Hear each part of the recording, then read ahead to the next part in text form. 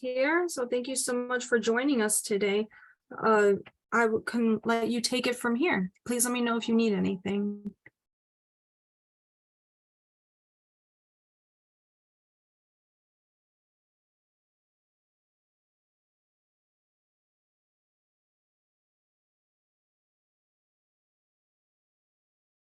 Oh, you're muted. We can't hear you.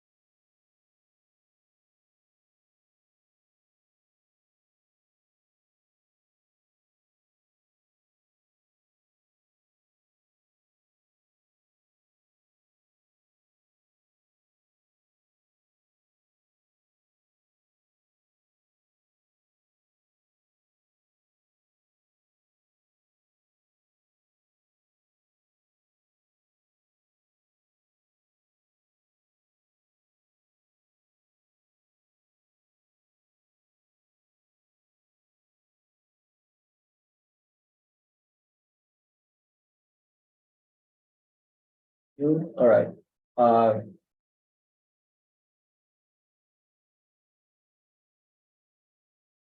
can you see my PowerPoint? No, we cannot.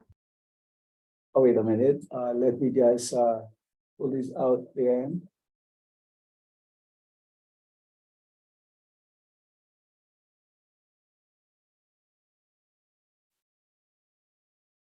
Wait a minute. Why is it not working?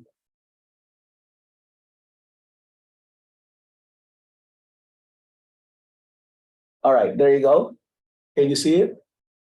Yes, thank you. All right. So thank you very much for the time that you spend. And here I'm going to provide an overview of how research is conducted in a social science setting. And since I am a criminologist, I will be drawing out a lot from my experience as a criminologist doing social science research. All right. So now let me look into this.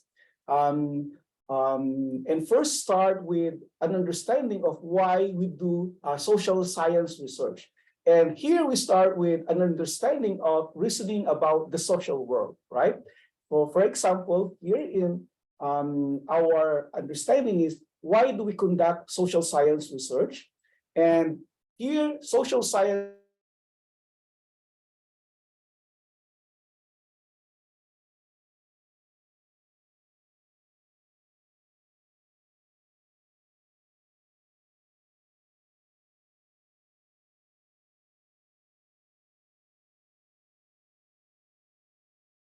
research is the use of scientific method.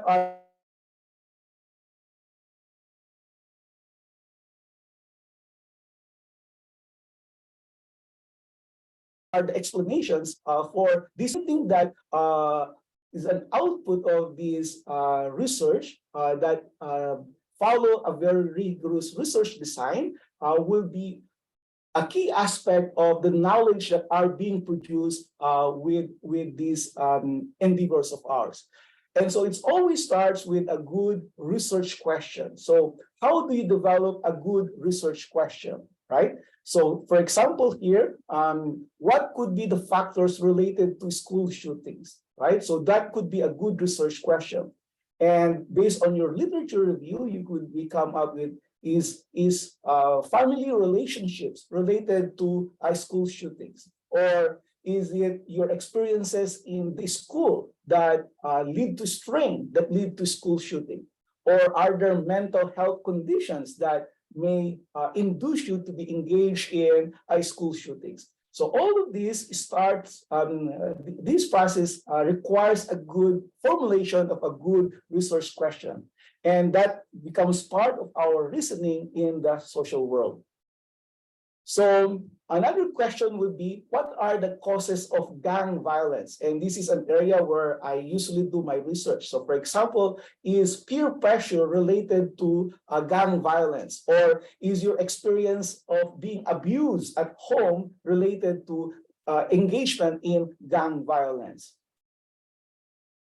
So when we do research, we need to think like a social scientist, right? And we create some specific cognitive mindsets that allows us to follow a certain process in developing these good research questions. So a thing that they would ask is that, why do people do what they do, right?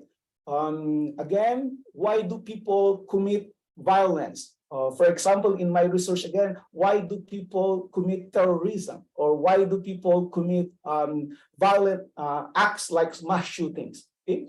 And also you could ask how organizations and agencies functions. So for example, what would be the best way for police officers to come up with a good policing design to reduce the tensions between the police and the public, right? So instead of individuals, you now ask organizations. What are the characteristics of police organizations that are good in dealing with the public? Okay? You could also ask, how are people affected by their experiences? So for example, is being a migrant affecting your experiences here in America? Or is being a homeless person affecting your experiences as a contributing citizen in the society? Or is your experience as a former felon, a former detainee, or a former addict, for example, affecting your behavior as contributing members of the society? So again, these are some of the things that you frame your research questions to come up with meaningful research answers. Now, the reason why we're doing research and in a very rigid manner, it's because you want to what we call avoid everyday errors in reasoning. Because many people now conduct research, right? And they do internet research, for example, and they come up of as if these are now the emergent findings. But as you would see, many of these common researchers fall with what we call the errors of everyday reasoning. And we need to identify this so that when we do our research designs, we are able to overcome these everyday errors of reasoning. So one problem with common research is the notion of overgeneralization, right? And many people do this. They assume that what is observed in one case is true for all cases. So for example, they would see that, hey, there's this one migrant coming from another country, and this one migrant is engaged into a violent behavior. And now we come up with the conclusion that all migrants are violent, right? So that's what we call overgeneralization. And it's very common in many people's, presentations, in podcast presentations, in their web pages. And so we need to be very critical of that. The other one is what we call selective observation. And here observations made through the perspective of our own beliefs, preferences, or prejudices, right? So you already have what we call preconceived notions. And even if you know that this is not a representative of the findings that other people have found, you want to make sure that that becomes your preferred findings. So for example, many studies do suggest that death penalty will not reduce crime, right? Death penalty is not a deterrent to crime. But some people may want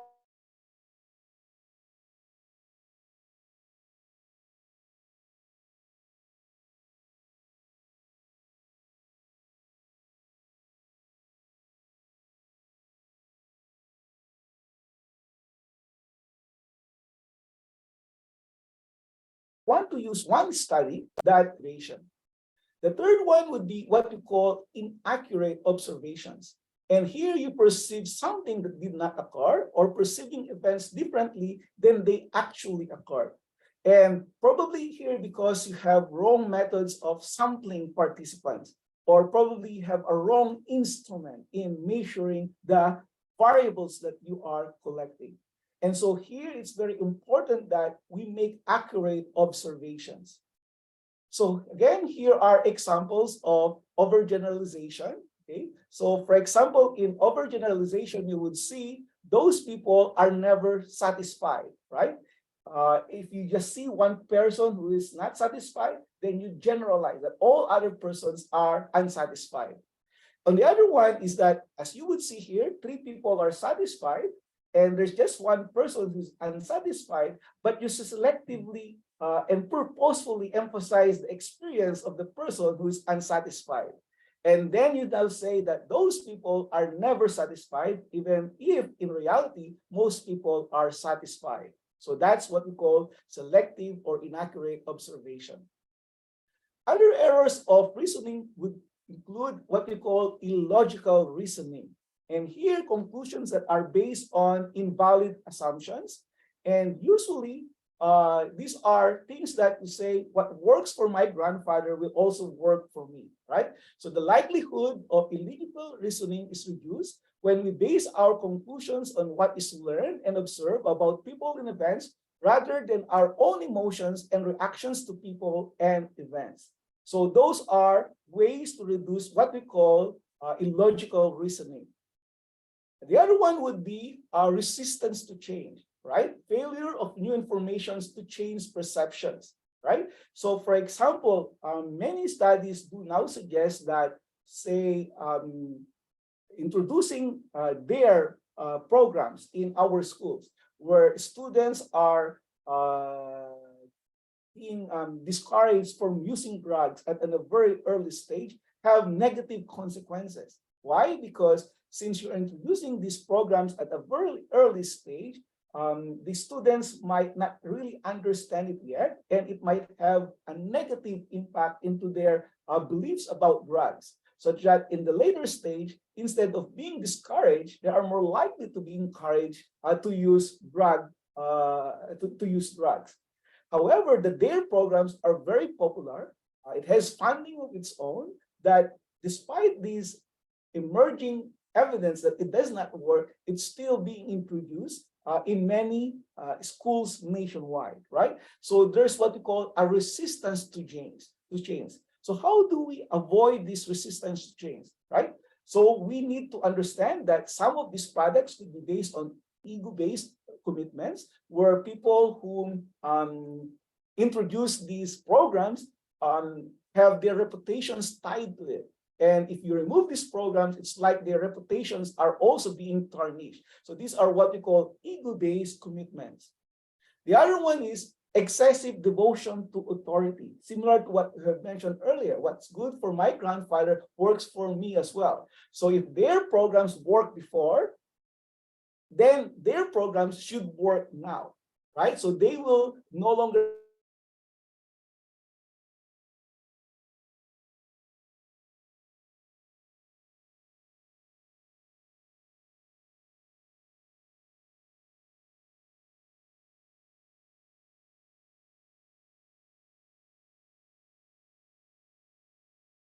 consider what the evidence suggests, but they simply look at what to authority, where you simply said that, well, these have been supported by the government, it has been paid for by the government, so we continue to introduce it to our schools. So there's this governmental authority which provided the imprimatur to introduce it in our school settings, so we continue on doing it, regardless of what the evidence suggests. So in order to do this, we need to do social science approach, right? And in the social science approach, what are the key ingredients in doing this? So first, we have to understand that science involves what we call a logical, systematic, and documented methods for investigating the nature and natural processes, right? So we have to introduce what we call the scientific research process. And specifically in the social sciences, it's the systematic use of scientific methods to investigate individuals, societies, and social processes. And be careful with what we call pseudosciences, right? Especially in the field of criminology, we have been a victim of pseudosciences before. So, for example, the idea that you could predict crime by looking at the size of the eyes, nose, ears of the individuals. We call that phrenology. Of course, that has been discredited, but it used to be the foundation of criminological sciences. So that's pseudoscience. So we have to be very careful with that aspect as well. So what are the criteria in social science approaches? So first, uses systematic procedures for selecting subjects for observation. So here we have the notion of sampling. How do we sample people? So there are different ways of doing sampling. For example, there's what we call probability sampling and non-probability sampling. With probability sampling, everybody has a chance of being selected, right? So you want to study the experiences of students at home and their experiences with school bullying, right? So for example, if in that school you have 1,200 students and you want to incorporate in your study around 300 students. So how would you select those 300 students in your study? Right? So again, here you need to have a systematic way of enlisting a criteria on who should be part of your study, right? So that's what we call systematic selection of participants. Second is you measure and sample phenomena systematically as well.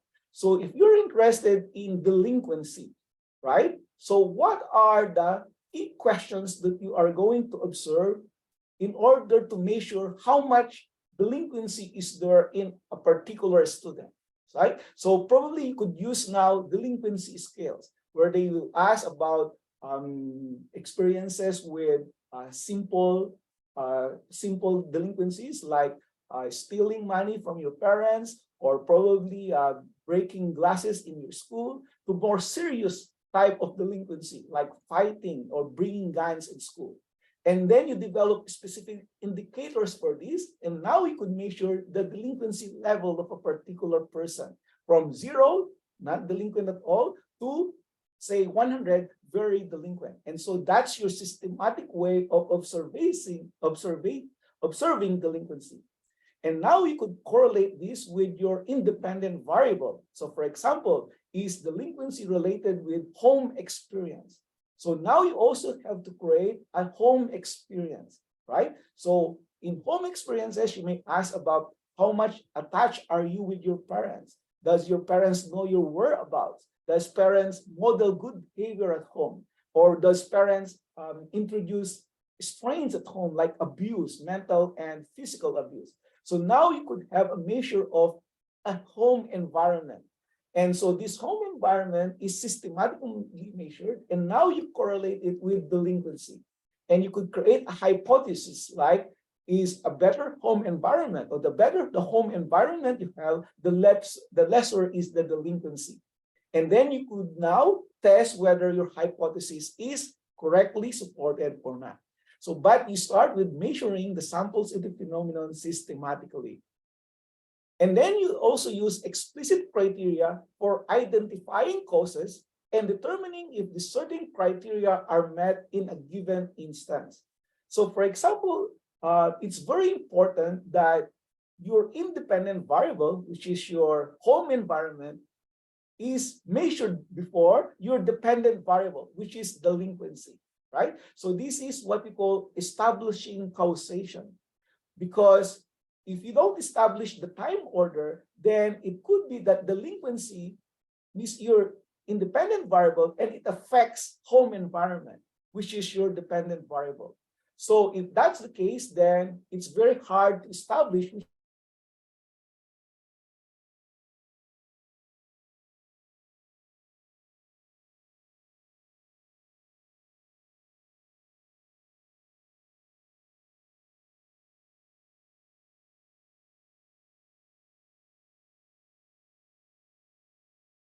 that in social science research, you could develop between parents and children, and then you now measure delinquency at a later date, probably at age 17 to 20.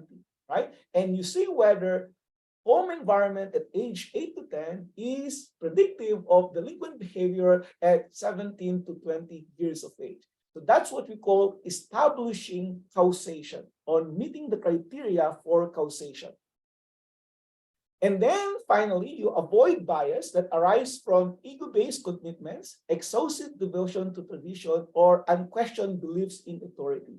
As long as you gather the data, authentically, and you gather the data systematically, now your key findings will be able to overcome the biases that are products of our what we call errors in everyday reasoning. So the next question now is, why do we conduct social science research?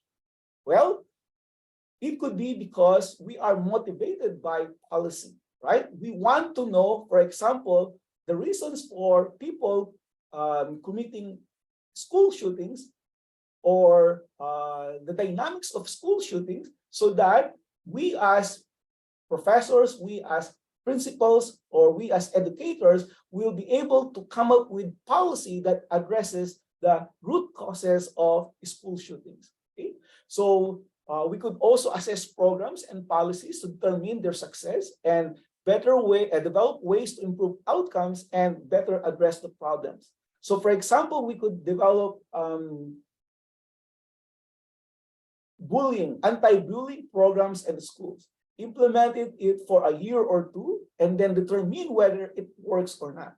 And based on our findings, we either keeping the policy, or rejecting the policy, or probably improving the policy based on the research findings. So that's based on what we call policy motivations. The other one would be academic motivations. And here we'll learn more about complex social phenomena to better understand crime and society in response to it. So for example, again, in my area of research, we want to do whether social learning theory is a good theory to describe criminal phenomenon. And in social learning theory, it says that criminal behavior is a learned behavior. And the more you're exposed to people who expose criminal thinking, the more you are going to follow their criminal behaviors as well.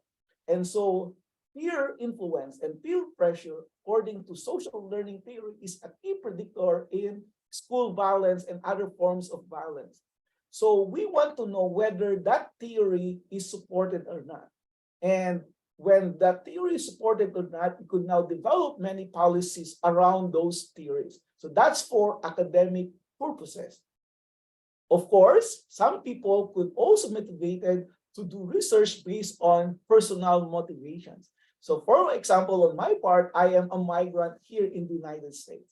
And so I would want to know the experiences of migrants in the United States and the strains that they experience while navigating their migrant status into the United States communities, and whether these strains might lead to crime and delinquency.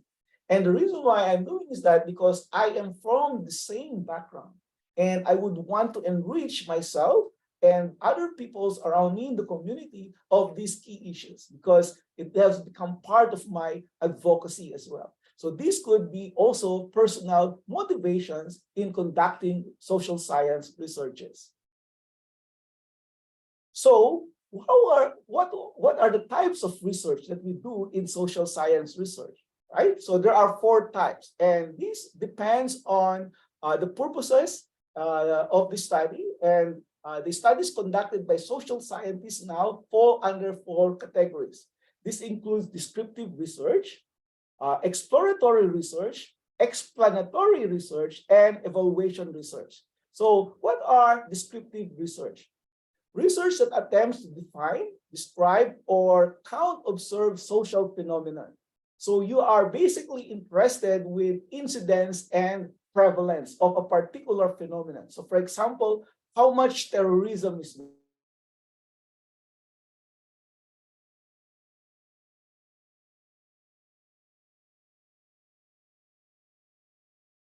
How much school shooting is there? How big the problem is?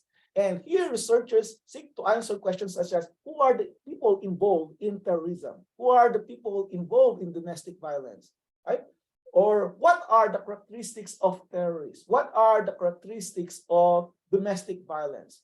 Where do terrorism happen? Where do domestic violence happen? When do they occur? And how many are the people involved in this phenomenon? So these are basic descriptions of the magnitude of the problem.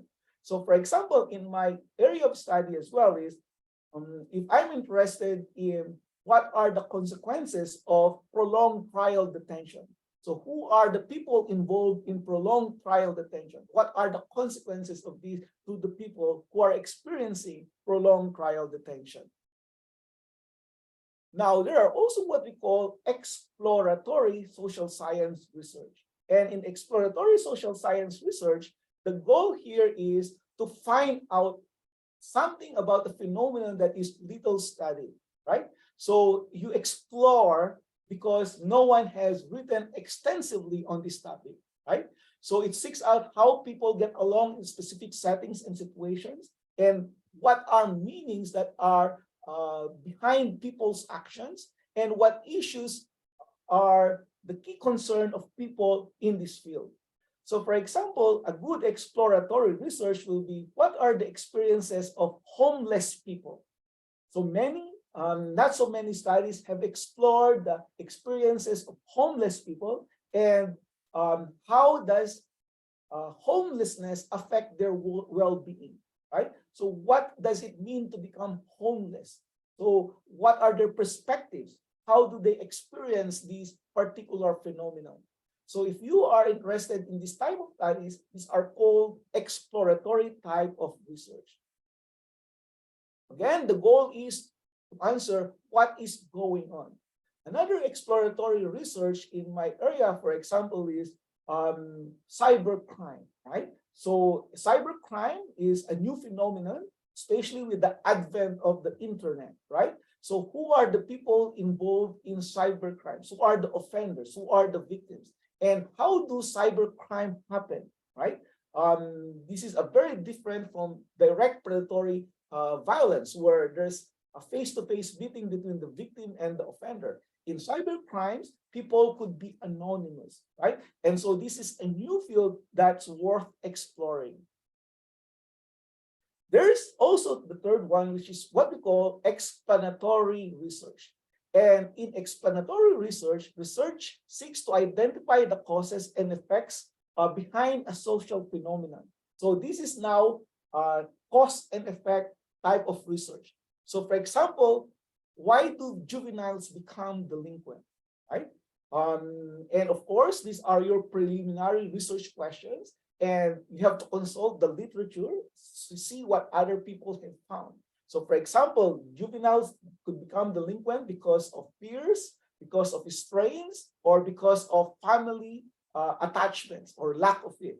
So now, based on those initial literature review that you did, you now are going to determine whether these previous studies could also be replicated in your area of research interest. So you look to replicate these findings and see whether the explanations earlier provided is also supported in your own research field.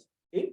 So it attempts to predict how one phenomenon will change or vary in response to variation in another phenomenon. So for example, if you look at strain theory, general strain theory, and it says that individuals who are abused at home, or people who have low attachment to their parents because of lack of support, are strained, and they will develop negative emotions like frustration and anger. And because of this, they have negative coping mechanisms, right? So they could be engaged in drug use, or they could be engaged in violence in school to compensate for their lack of support and attachment at home. All right. So now you want to validate whether assertions from these theoretical findings earlier are supported in your own area of research.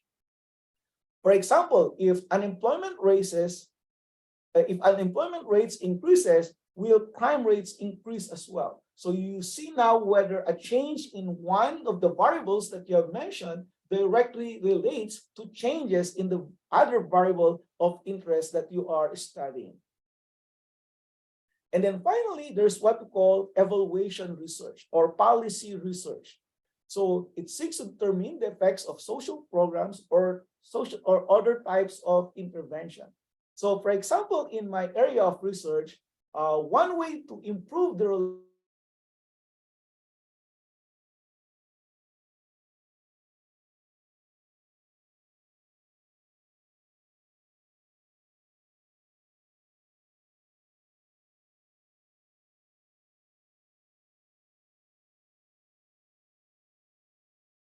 relationships of community and the age to community members, they would come up with strategies to address these problems. It's also called problem-oriented policing.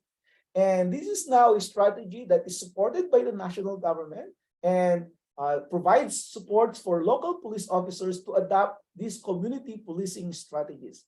And this usually implemented around a 3-year or a 5-year plan. And then you now evaluate whether it improves community police relations at the end of a 5-year term. And most studies do suggest that indeed in police department that introduces community policing, a better relationship between community residents and the police have developed and evolved. So here, if you want to also evaluate the community policing in your community, then you could do now what we call evaluation research. And this is related to explanatory research because it deals in causes and effects, but it is different because evaluation research considers the implementation and outcomes of social policies. So it also looks at causes and effects, but more about the particular intervention that had been introduced. So what are the approaches to research? So how do we now conduct these 4 types of research? Well, it could be quantitative research, or it could also be called qualitative research. So these are the 2 types of research in the social sciences. In quantitative research, well, you use numbers to describe a social phenomenon. You count events. You analyze information with statistical techniques. So usually these are done in experiments and also in surveys. As I've mentioned, you could develop a research question that measures a particular variable of interest. So for example, delinquency, right? And then you administer the survey to say 300 people or 1,200 people, whatever is your sampling size, right? And then you now measure the mean average delinquency. And then you compare the mean delinquency between boys and girls. So you could now use a t-test to see whether there's a significant difference between genders in their delinquent behavior. Or you could now see whether families with strong values based on social band theory has a better outcome than families with lower family values, right? And see whether those 2 are correlated. So this is what we call quantitative research. Qualitative research, on the other hand, is when people go out into the field, collect data, written and spoken words, but have no numerical values. So this is more narrative and theme-based, right? And you simply interpret events and observe as they occur, right? So in qualitative research, for example, ethnography would be a very popular example of qualitative research, where you go out into the field, you try to observe the behavior of the participants. You could participate in their activities and see for yourselves using your 5 senses, like what you hear, what you see, what you feel, what you taste, and capture that, and it becomes part of your observation research. And from there, you develop themes or key concepts that capture those empirical realities that you have seen in the field. So that will be what we call qualitative type of research.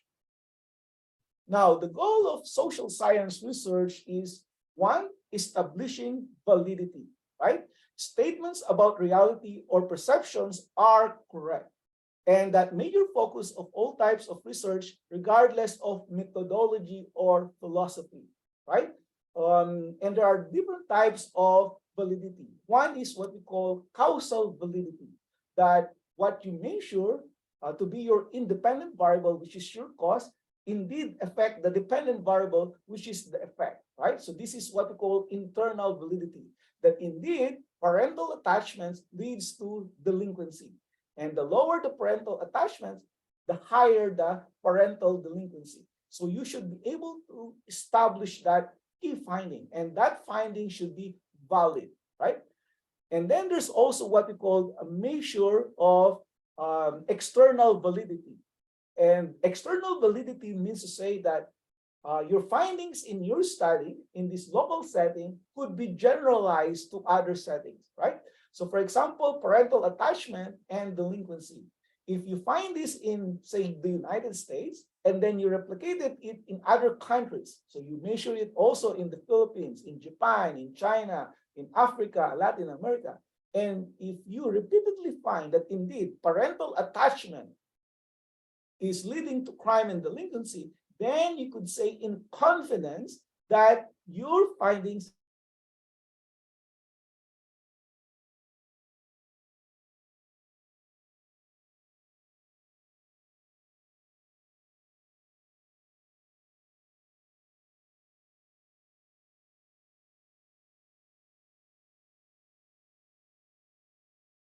has what we call external validity.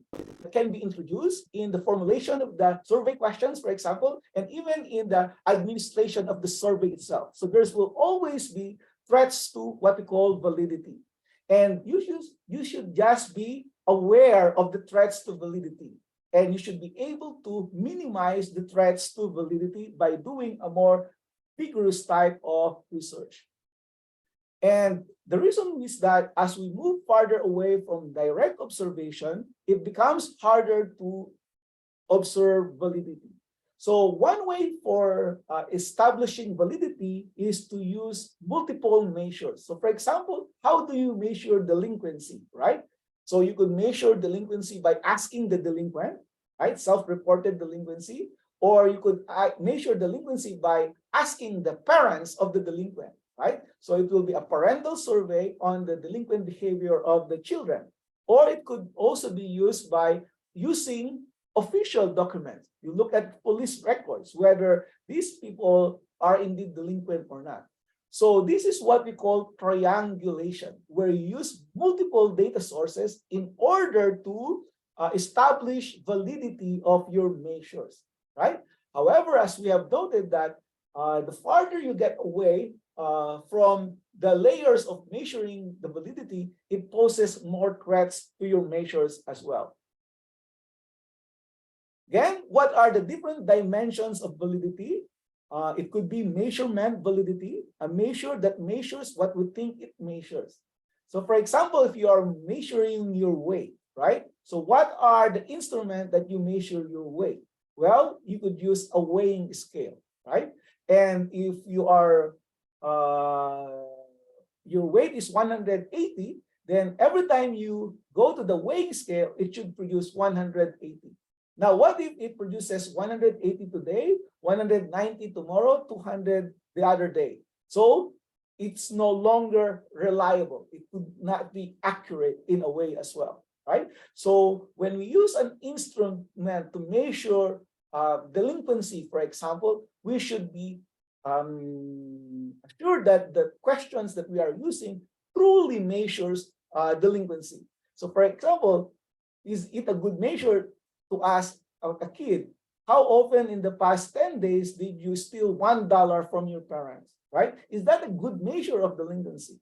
How about if you say $20 from your parents? Well, probably that's a better measure of delinquency, right? So again, it depends on the survey questions that you ask. And you need to always validate whether your instruments are helpful.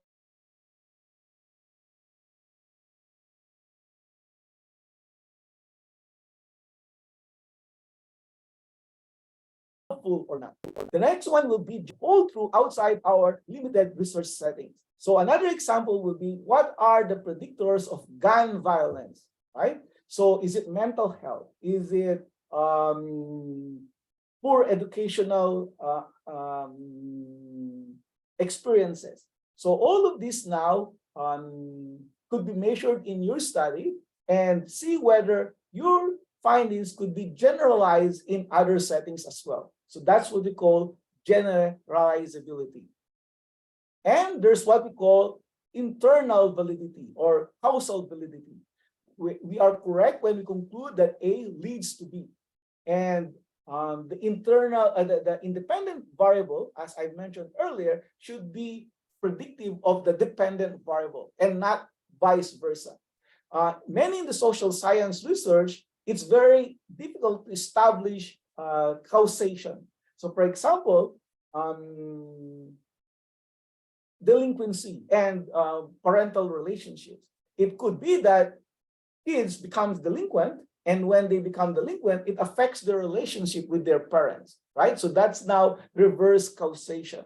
So again, the way to establish this only is to conduct longitudinal research so that you are able to measure the independent variable before the dependent variable.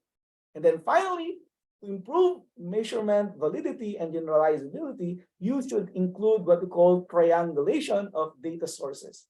So you could use multiple data sources.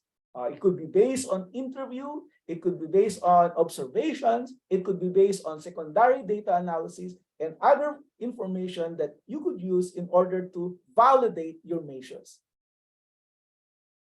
So in a nutshell, that's the research process in the social sciences. And it's very important that you come up with a good research design first, a good formulated research questions, and then you try to follow the scientific rules in establishing causation. You follow the rules in selecting your research participants, and you follow the rules in data analysis so that you could partial out the everyday errors in reasoning,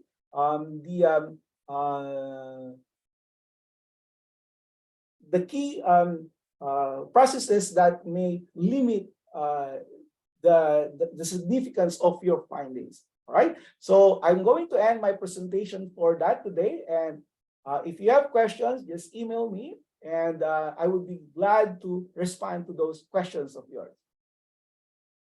Thank you very much. Dr. Narak, we just want to express our gratitude to you for your time. Great presentation. And we look forward to your knowledge in this area as you move along in your research. We are grateful for your time today. Thank you so much.